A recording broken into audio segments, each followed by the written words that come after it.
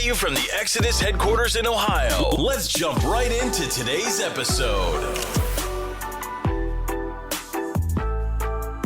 So, do you want to cover early season hunt first, or, whatever you want to do. All right. Is it seasoned veteran?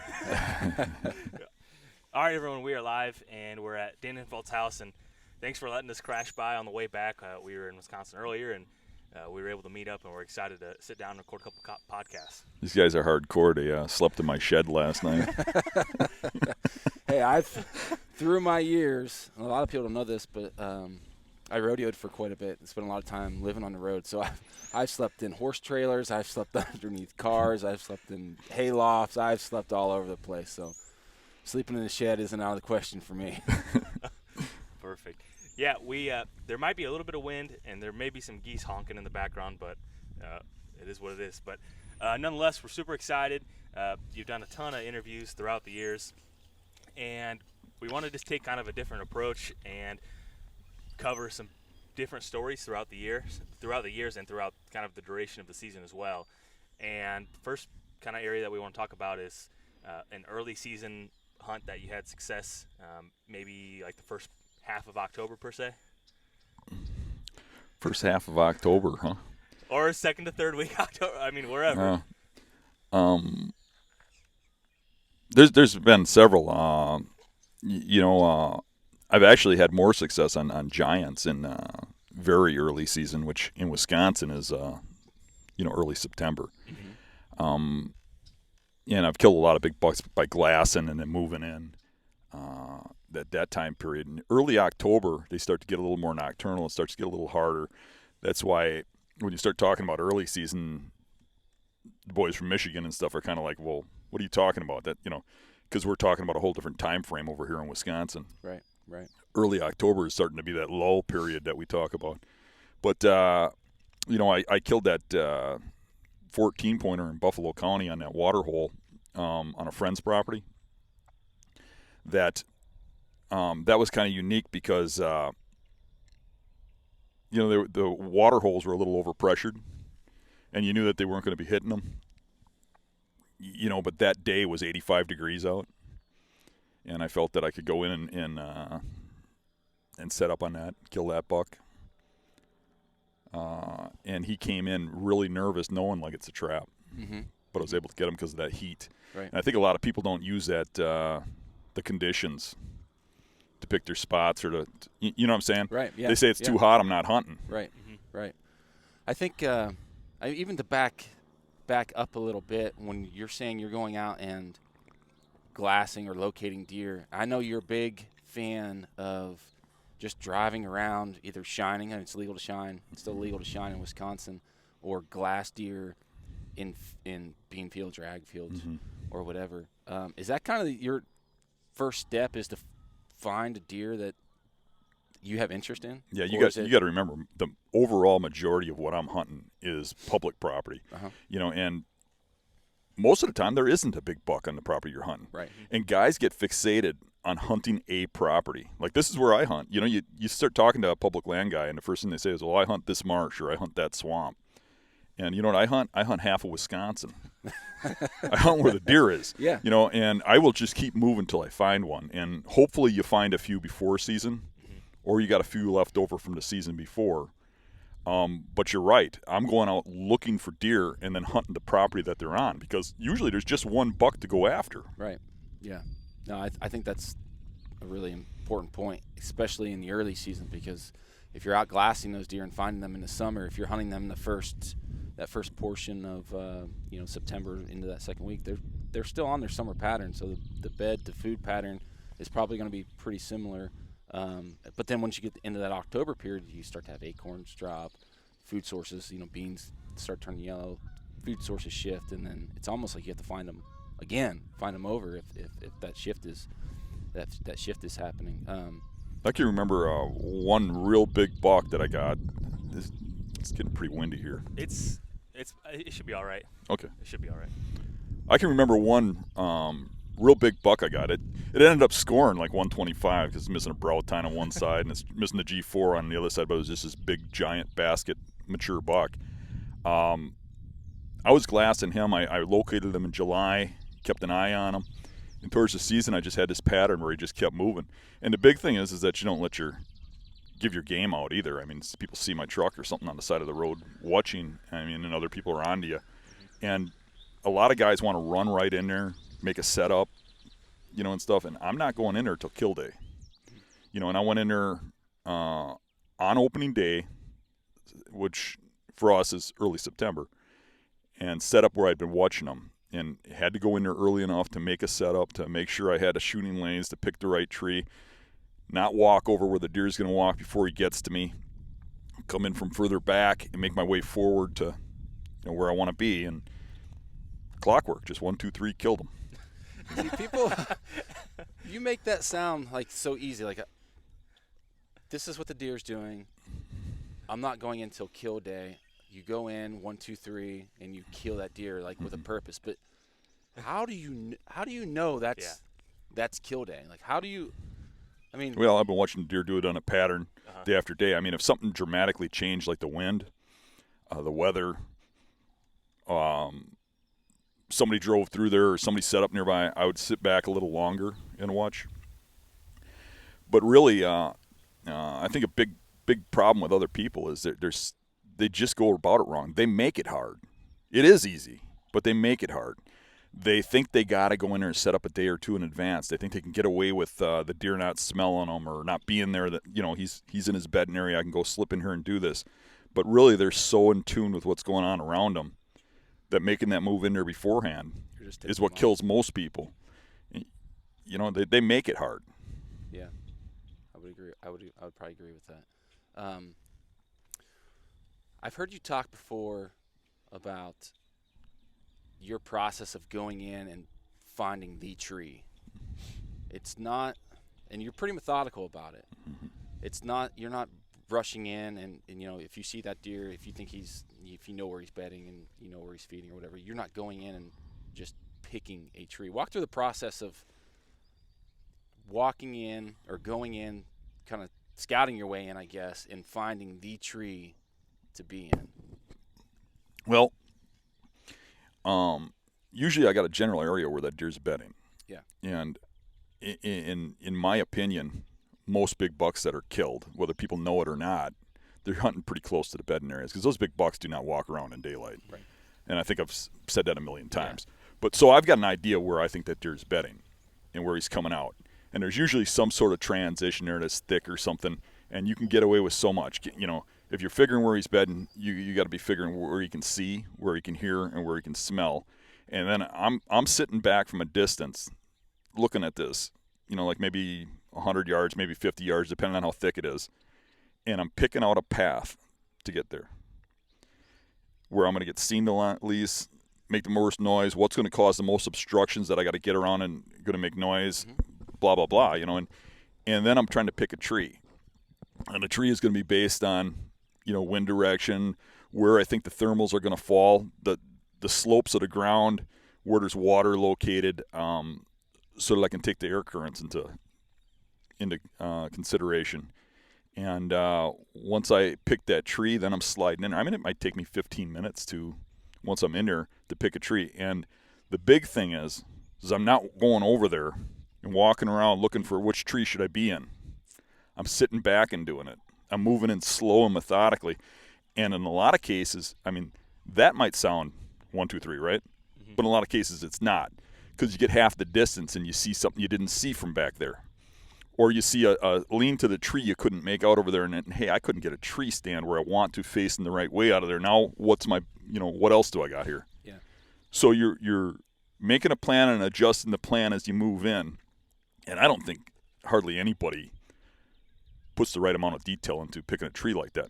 But I'll tell you what, if the buck comes out like I expect, usually it's dead.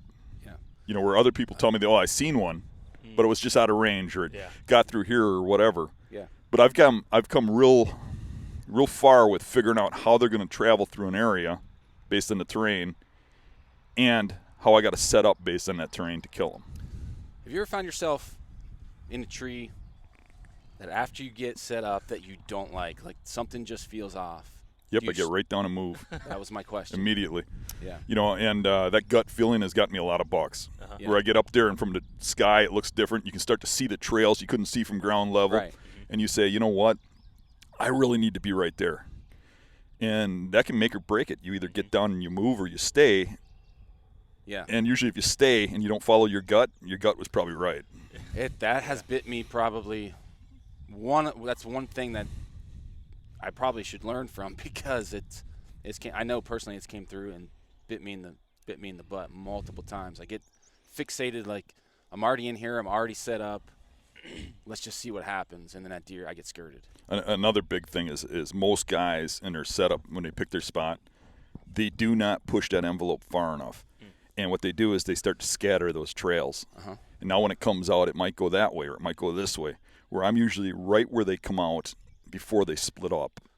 And that's the kill spot, because, you know, you get a pattern where they're going to a certain food source. That doesn't mean the next day they don't come out and during the night they had found something over here they like, and this day they go that way. Mm-hmm. I mean, generally they follow that heavy trail that you can see, but they might not. And they might walk out a little funny, or, you know, and you're set up for over here and they walk out over there or whatever. But if you get to where that trail comes out of the bedding when it first starts to break out, you first start to get into that open area, because they're coming out of that hard transition, they're usually coming out on one trail. Then when they get into the open area where you got your setup, that trail starts to scatter. And you got to be where you can hit him when he walks out. So in your opinion, it's better to cover one trail than to have the spot where you could shoot multiple, like when that trail starts to branch out, or what am I trying to say here? You're betting 100% on that one trail of him coming out of that bedding area, pretty much on that specific setup. Right. Well, you know, most guys are hunting trails. Mm-hmm. They don't know where the bedding is and stuff. Right. So they're trying to set up where the most sign is or whatever. Yep. I'm trying to set up where I can kill that particular buck. I mean, there's variations to everything. Mm-hmm. You know, I can think of where two bedding areas are close to each other. You know, then I might get a little further back because there's one spot where the trails meet, and those big bucks will always go to that spot and check on the buck that's bedding from the other spot. There's usually like a scrape there or something, you know. Mm-hmm. Mm-hmm. And then I'm in that spot, you know. So you got to use your head a little bit. But for the most part, yeah, I want to push that envelope and get as close to that buck as I can. And part of that is because they only move so far. Mm-hmm. And part of that is because then you have that confined, but everything seems to come together if you do that. Yeah, that makes a lot of sense. Are most of those shot opportunities still coming right at last light, or like 20 minutes before? Well, it depends. I think the mature bucks are usually in that last half an hour. But, you know, I can think of so many bucks in early season that you get up and you can see them or you can hear them get up in front of you out into the brush. Like in the cattails, a lot of times I can see them when they stand up. And it'll be an hour before dark. But by the time they get that, you know, 7,500 yards to you, it's closing time. You know, it's that borderline. Do you find that in the early season before these mature bucks are getting pressured, I think we would all probably agree they're a little more probably laxed. You know, they haven't been tipped off that guys are in there messing around or whatnot. Do you find them leaving beds earlier? Absolutely. More daylight? Absolutely. Yeah. And, you know, a lot of times in that early September, we still have a little bit of that summer-type buck that's coming out, you know, to field edges and stuff, you know, occasionally. There's, to me, and this is probably going to sound odd to a lot of hunters, but to me there's 3 peak times to hunt: early season, late season, and rut. But there's 2 times to shoot mature bucks, and that's early season and late season. Rut is not as good for shooting mature bucks. I mean, people think it is because that's when they see the most of their deer, but that's because of how they're hunting. And they're not really shooting mature bucks usually. I mean, you go sit those funnels and stuff, and what are you really seeing? Occasionally, you'll get a mature buck to run through one of those. Yeah. They're not even that stupid during rut, you know. But early season, you got those deer still in that kind of summer pattern, at least in Wisconsin. I mean, it gets a little out of it when you start getting into those October openers. But you still got that, you know, early season movement from mature bucks. But the ultimate one is late season, because then those bucks, you know, when you get that cold weather, they move real early, you know. I think too, when you're looking at early season, the rut, late season, for guys like you, guys that are trying to hunt a deer, it's a lot more precise during the early season and late season than the rut. I mean, the woods is filled up with people. Mm-hmm. There's a lot of variables that could change things. It could be out of your hands. You have no idea. Maybe that's not even, could be taking place. So you have no idea what's going on. Right. And a lot of guys have shot their best bucks during rut, but those aren't necessarily mature bucks. You mean like around here, the average Boone and Crockett taken is a 3-year-old. That's insane. That's not a mature buck. Right. Yeah. But it is a big buck. Right. Yeah. Yeah. So there's a difference there. Yeah. Mm-hmm. The mature bucks still don't run around, willy-nilly during daylight. Mm-hmm. I mean, think about it. If they did, you couldn't walk out in this marsh in November on any afternoon and walk around for 10 minutes and not walk underneath a tree stand with a hunter in it. So how would a big buck get to be 6 years old if he ran around every rut all over the place? They make occasional mistakes, don't get me wrong, and that's how people kill them. Right, right. But if you know what you're doing and you know how to set up, that early season and late season really are better than the rut. Yeah. Would you prefer the early season over the late season? I kind of like that late season. It's been good to me. Yeah. A lot of times I don't last the late season. I fill my tag. Uh-huh. But late season is kind of, I don't know, it's like dating a crazy woman, They're nuts, but you love them, You can be on those bucks and have all the bucks in the area and you're on top of them. Or you can be in a desert of nothing. Mm-hmm. And the reason that is because they all move and core around food when it gets ice cold. And you're either on the property that they're on or you're not. Right.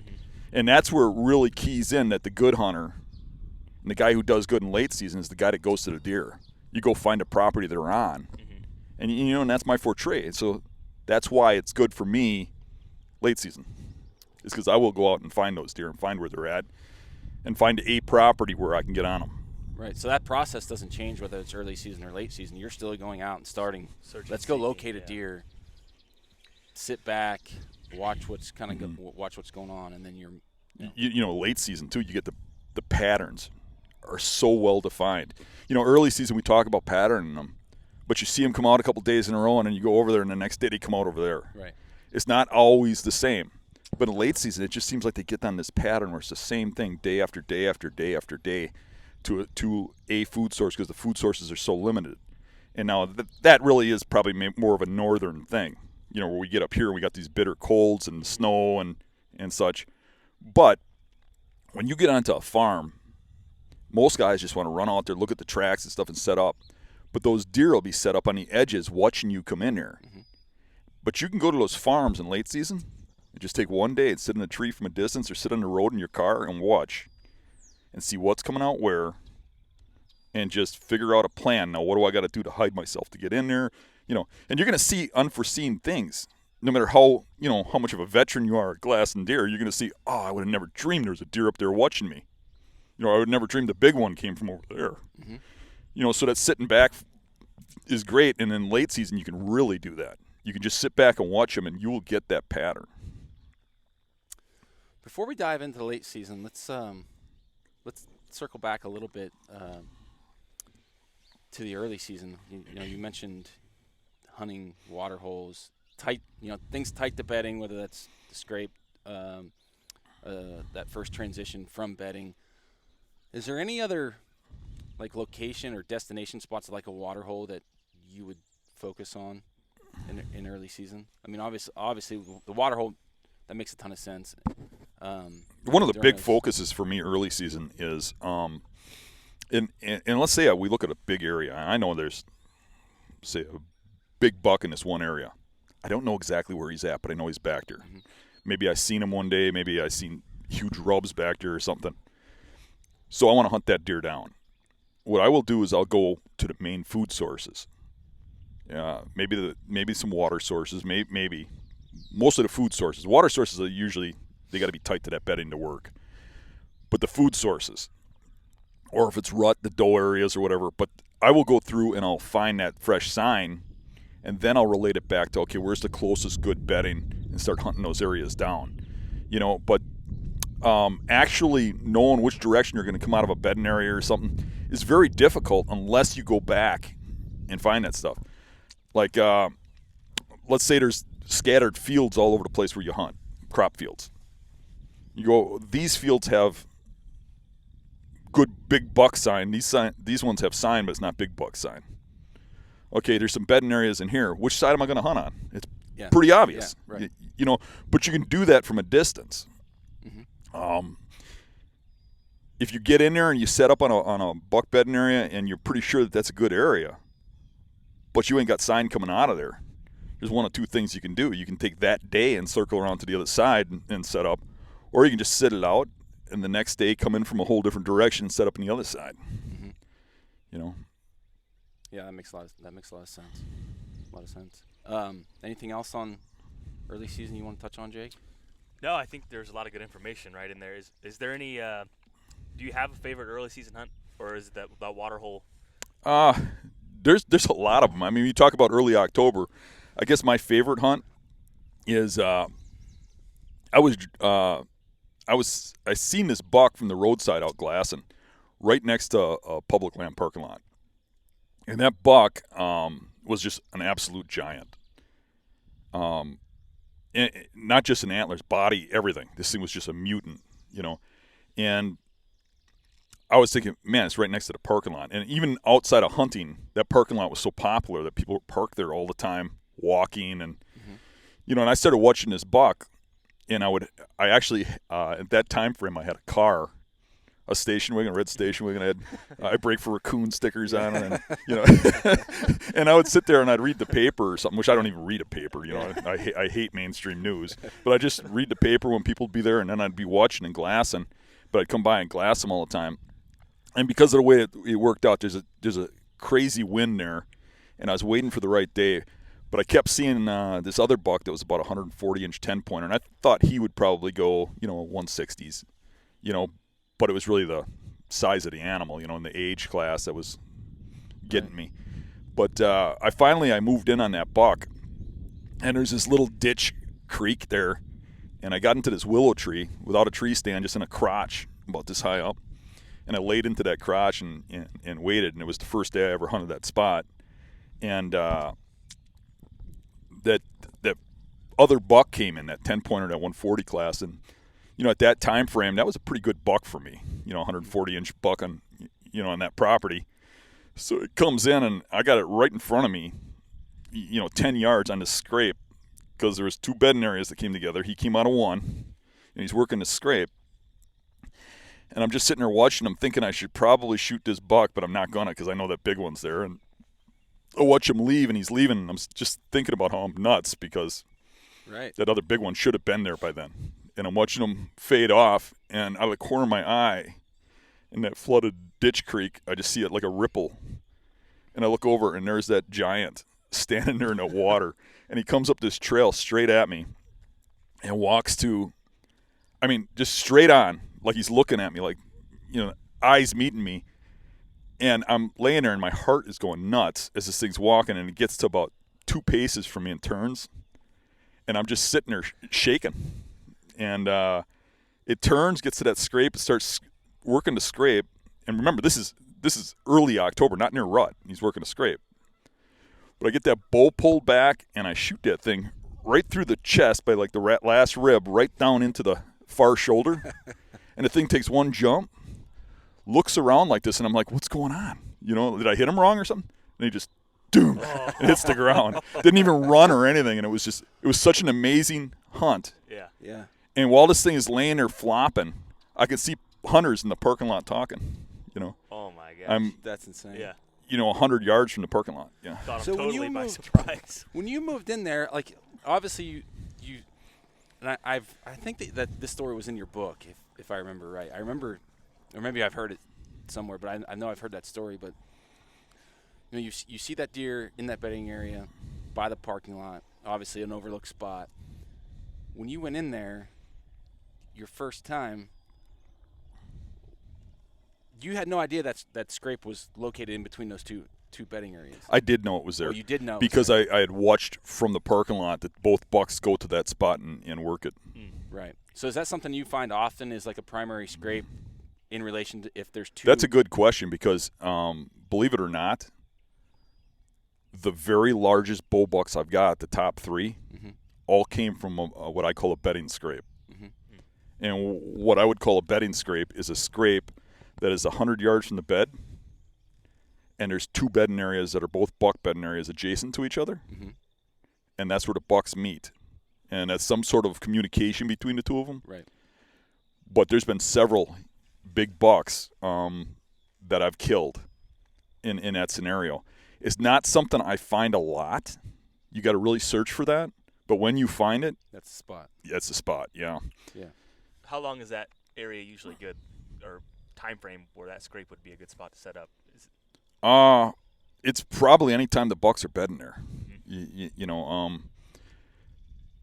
whether even primary, whether it's primary or not, bedding areas have peaks and valleys of when bucks prefer to be there. There's reasons they're in that area. There are reasons they want to be there, but you see a scrape in September or October, and it's 100 yards from a bedding area. Set up a stand. There's another buck that's probably bigger than that one, even though that one was huge. I mean, that deer, we field dressed it. We put it on a scale and pulled it up. It was a 300-pound scale, and it bottomed the scale out before the back legs were completely off the ground. We don't even know how much it weighed. Wow. That was dressed? It was dressed. Man, that's a pig. It was a giant. So I mean, that's what I mean. It's not so much the rack size on that animal. It was just the deer. I mean, it was a mutant. So I didn't run away. It was like Big Eddie from high school. Yeah, that's probably why I didn't run away after you shot him. He couldn't move. Yeah. Oh man, that's nuts. That's a good story. That's good stuff. Well, let's transition. I guess that's early season. I mean, do you have anything you would touch on, like a rut harvest that you'd want to talk about that we could kind of dissect a little bit? I know the rut's not really your forte because you're going in hunting with purpose, but is there anything? Sure. There was a hunt I did in Iowa. It was on private land, but I wanted to hunt a particular mature 8-pointer. He was going downhill. He was real palmated and stuff, and I knew he was on this property. So what I did for rut is I hopped around from leeward ridge to leeward ridge. It was hill country. I knew that he would be bedding on one of them points, and I knew he was in there, so I went from point to point to point and hunted, and I couldn't find this thing. I mean, like 10 days went by, and I never got on him. And it was frustrating. And finally, some trail camera pics tipped me off to where he was at nighttime, just after dark, and I figured where I thought he was and got on this leeward hill, and that buck got out of his bedding area right before dark and cruised that ridge, and I shot him probably 75, 100 yards from his bed right at or just before closing time. And the reason I bring that story up is because I think people think that they can just go get in a funnel someplace and kill giant bucks over and over again. And that's not really true. Because when they get to that mature level, during the rut, they might still cruise those areas and stuff, but they're doing it at night. And you really got to push that envelope where you got to find that really thick ridge, or you got to get right up on that bedding. And it still takes skill to hunt them things. It's not like people say, well, just, hunt the crow's foot, hunt where all the ridges come together, or, hunt the leeward side. You'll get lots of action on that leeward side. Lots of 2- and 3-year-olds, occasionally 3-year-olds, mostly 2-year-olds just running, But if it was so easy, why doesn't everybody have walls full of giant bucks? There's 2 things I want to touch on there. One is, obviously running a camera company, we have a lot of cameras that we deploy on public. We hunt a lot of big woods in hill country. So a lot of times when we first started out running a large number of cameras, we would put cameras on benches and saddles. And what we would find is, not only does that attract other hunters, like those major topography features are attracting other hunters, but we would notice that you might get this is just proving your point that you'd get a lot of 2-3-year-old deer using those major terrain features. But then because we had so many cameras, we would put cameras like on a secondary bench that maybe was either up a little higher or down a little higher, didn't have as much sign, or a saddle that was less defined, and we would have actually more pictures of mature 5, 6, 7-year-old deer using those subtle terrain features versus the big stuff that you would see on a topographical map. To make your point, when I go hunting areas that are hilly public areas and stuff, you run into hunters at the parking lot, and or people I know that go out hunting with me, and they go hunt terrain features like that, and they'll come back and say, I saw 7 bucks, I saw 12 bucks, I saw 14 bucks. Yeah. I didn't see any. Yeah. Then the next day, this guy saw 14, he saw 12. I saw 1, I shot it. Yeah, exactly. Because I'm hunting where the big bucks are. Right. They're two different animals. Yes, 100%. The other point, actually it's more of a question, but a lot of guys, everyone's using cameras, and guys will get pictures of deer at night, and they automatically think, oh, this deer's on my property. I got a picture of him at midnight, and they get obsessed with having photos of big deer, and they don't necessarily break down what that picture's actually telling them. So when folks are getting pictures of deer moving at night from, I don't know, let's say 9 p.m., like well after closing time, 9 p.m. to midnight, how far, in your opinion, do you think those deer are moving from bed to, in that time frame? So give them, let's say, 3 hours. I think the first hour or so, it's a pretty good chance you're close to his bedding. Right. After that, you could be a mile. Right. I mean, they start moving after dark. Trail cameras can be your best friend or your worst enemy. Agreed. And it's really just a matter of how you deploy them and how you use them. There are a lot of people who get obsessed with pictures, and you know what? If you want to hang pictures on your wall, that's great. I want to hang bucks on my wall. So my use of trail cameras is to kill deer. Mm-hmm. It's to if I have to put them into an area where that deer lives, I'm not going to touch that camera for a long time. Right. But mostly I want those cameras outside of there, and I want my scouting to tell me where they are. Right. You get a lot of guys who want to put those cameras right over the top of a bed and get those cool bed pictures. You know why I don't? Because it ruins my spots. Yeah. You'd rather go in there and hunt and kill the deer, not right. Yeah. So you're using those inventory purposes, just telling, hey, the deer's around. I'm going to figure out with boots where he actually is. Yeah. Right. That makes a lot of sense. Anything else? Well, actually, there is something else on the rut. You talk a lot about. I mean, you're the godfather of bedding, right? The mobile hunting, sneaking in close and killing deer on beds. There's so much information to use, whether it's on the Beast, on Facebook, podcast, DVDs, book. I mean, it's everywhere, right? One of the things I think is pretty interesting is when you start talking about rut bedding. Mm-hmm. So when those bucks will either move in and maybe bed downwind of these doe bedding areas to monitor what exactly is going on there. When does that happen? Does that happen, peak rut here is probably the 10th, 11th November, like when most of the breeding. Mm-hmm, yeah. So is that happening a week prior, 3 days prior? I mean, when do you see I start to see that shift towards probably about the third week in October. That's when I start to see the shift. Mm-hmm. And by the end of October, you see it pretty heavy. The first week of November, they're all bedding like that. At least the mature bucks. That whole rut bedding thing is something I really came into more later in my life. I mean, it's only been about the last 10 years I've really been starting to see that. Or shouldn't say starting to see it, starting to really realize what's going on. Mm-hmm. And, when you're out scouting and you're looking at these beds in spring, you'll find a bed that ain't very worn. You can't see the trails coming out of it, but there's rubs all around it. And that's because they're only there for a week out of the year. Mm-hmm. But that week is when they're the most agitated during the rut, and they're tearing them up. And what I'm seeing is those bucks bedding to that downwind side of the doe bedding area, or they're bedding on a trail coming out of the doe bedding area, or they're bedded somewhere in between two bedding areas, and they're monitoring does, or or right where the does walk out into a food source or whatever, but they're only there for a short period of time. Mm-hmm. But it's repetitive. Year after year they're there, but for that 1 week time.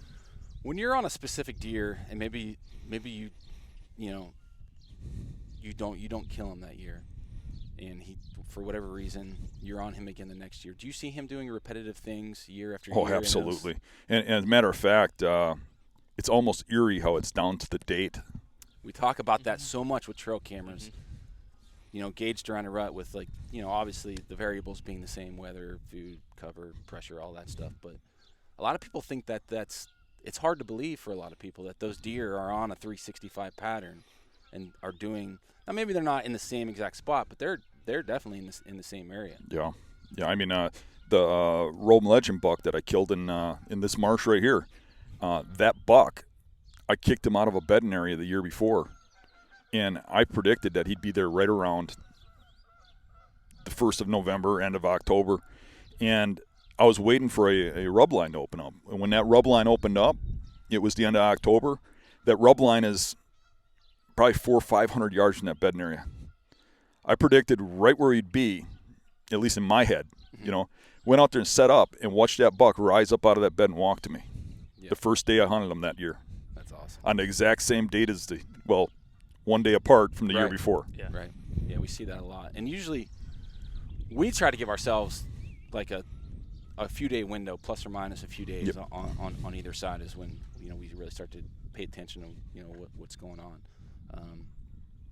What about mature bucks monitoring scrapes in and around doe bedding, pretending around the rut, that late October, early November?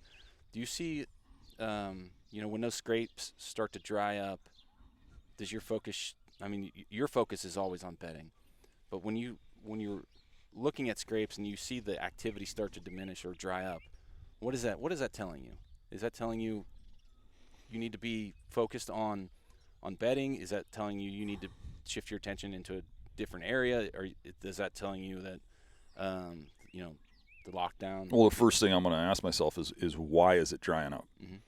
Because there's many reasons it can be. It could be pressure. Mm-hmm. Maybe I put too much pressure on it. Maybe somebody else did. It could be that the deer found a different doe that's hot. He could be on a different area. The rut could be winding down. He could be back onto food. And there's many reasons why. And, we could go in circles about that, but basically you just got to go out there and readjust. Find a fresh sign. And go back to the fresh sign. Got it. Find where he's at. Got it. And the trouble is, too, a lot of guys will get onto sign or they'll get onto a buck, and they can't let it go. Especially if it's like the best sign they've seen. They're like, leave this, and they just ruin it. Right. He's there when he's there, and once he's gone, he's gone. You got to keep moving. Mm-hmm. And generally, I feel like you get one good hunt in those spots, and it's really about timing. Mm-hmm. And other people are like you just inferred, like, well, what about when it goes dead? What? They all go dead. You get one spot in there. You go in there and you get it done, right? So for me, I would be more prone to sit back, watch, wait for the right day, the right wind, the right everything, and go in. And usually there's some place I can hunt, other than that, or I can sit back and just watch from a distance, But really, it's just going out and getting on that fresh sign. And Got it. Well, let's transition into postseason. I know that we've touched on that a little bit with your late season. Yeah, okay, late season. Yeah, post-rut, late season. Yep. Did I say something? You said postseason. I didn't want to go. I didn't want to dive everything into postseason. That's a whole other podcast. You take late season. I'm already screwing it up. So I guess we talked a little bit about late season tactics and what you've been doing, and it's your favorite, given that they're more predictable if you find the food. But is there a specific hunt where you were able to move in and kill a buck, a buck that you really enjoyed that hunt during late season? Well, the one last season was just awesome. Mm-hmm. The way it worked out, and I was having a hard time, shifting around. And late season, I started running around all over the place trying to get on to something really big, and really last year, I just really wanted to go after something big, and I could have shot a lot of mediocre bucks and didn't. Mm-hmm. So I held out, and it got down to the buzzer, and I remembered that the year before I was on a bunch of big bucks in an area. Not that I just suddenly remembered that, but it was in the back of my mind, And the year before I had blown a shot on a giant right at like the day before the last day of the season, a dunk shot. I drew and a buck off to the side saw me. Like I said, they're all grouped up at that time of the year. And he spooked just as I was releasing. And fortunately, I didn't hit the deer. He bolted before the arrow got to him. But it was already pulling the trigger, on a release. So I went back to that area and looked, and I found it didn't have the sign it had the year before with just tons of deer going through. But there's a few deer going through, and there's one track like this. And I figured it was probably one of those bucks. There's like 3 good ones the year before. So me and Mario, my hunting buddy, went through, and we didn't want to follow the tracks and screw it up, But there's a human trail, like a hiking trail through there. It's a conservancy that allows public access, and people walk in there all the time. So rather than follow the buck tracks through here, walk the conservancy trail and see where they cross, see where they come in and out. So they went into one section where I thought, well, this has got to be where he's bedding, right down in here. And Mario had been hunting in there and had a couple earlier in the year run-ins with a couple big bucks. So I'm like, he's got to be coming out of here. So Mario being with me, he set up there and saw nothing. We talked about where to set up and, probably coming out of these islands here and in the swamp, blah, blah, blah. And he sets up there and the buck never shows. The sign was so heavy, he set up again the next day. Buck never shows. So my method is, no, I'm going to go in and hunt this buck down. So I'm going to get in there and I'm going to figure out what's going on and get him. He's in an area where I have access. I know he's there. Game on. So I go in there and I cut some tracks coming from that way where, if the buck came out this way, this is where he would go. And I set up. And I didn't feel real confident about the spot. And because I had been holding out for a big buck the whole year, I hadn't shot a deer. And I wasn't planning on going back to that spot. And right at last light, a group of does come through, and I thought, well, I'm going to take a doe. So I shoot this doe, and then I leave. And I'm going to go get Mario to get help to get this doe out. It ain't quite closing time yet. I go over the hill, and I walk past that spot where those tracks went into that supposed bedding where Mario had hunted twice. And here's his big tracks in my footprints going back and forth coming out of there. And I'm like, Mario just hunted this. And it dawned on me. I bet you that buck's sitting right on that transition, watching this access trail. The wind was right for that, because you're sitting there when the wind's in your face. I bet you he's sitting right there watching. And when he hunted there, he knew he was being hunted. So we get this doe out of there and we talk about a game plan. And Mario's going to go back and hunt this further back. He's not going to be so close up there. And I'm going to go around. And there's units. So I really couldn't hunt where Mario was. Because you draw for units in this conservancy. And I drew the next unit over. So the split line is right on the bedding area. I can hunt this side, he can hunt this side. So we're thinking Mario's going to be on this buck. I'm like, just sit back further where he's coming out. And I'll go around the other side. And then we both had things going on. And some work commitments and stuff. And we knew we'd be in there the next couple of days. But he'd hunt his spot, I'd hunt mine. And we were going to come in from a whole different direction, way around. So I get there to go hunting, and there's his truck, so I know it's his day. But he doesn't know I'm out there. So I go all the way around so not to screw him and get back into the woods. And we're both 100 yards from this bedding area. Him a little further now because he's going over the hill from it. But we're sitting there, and I'm sitting there, and all of a sudden I hear something coming, and I look over, and here's the buck, this big mature buck coming, and I'm like, holy crap, it's gonna happen here. And he's coming in, but he's really nervous and stuff. So he finally gets into a shooting lane, and I shoot him, and I hit him in the spine. He dropped on the shot, and I had to quick get another arrow in him.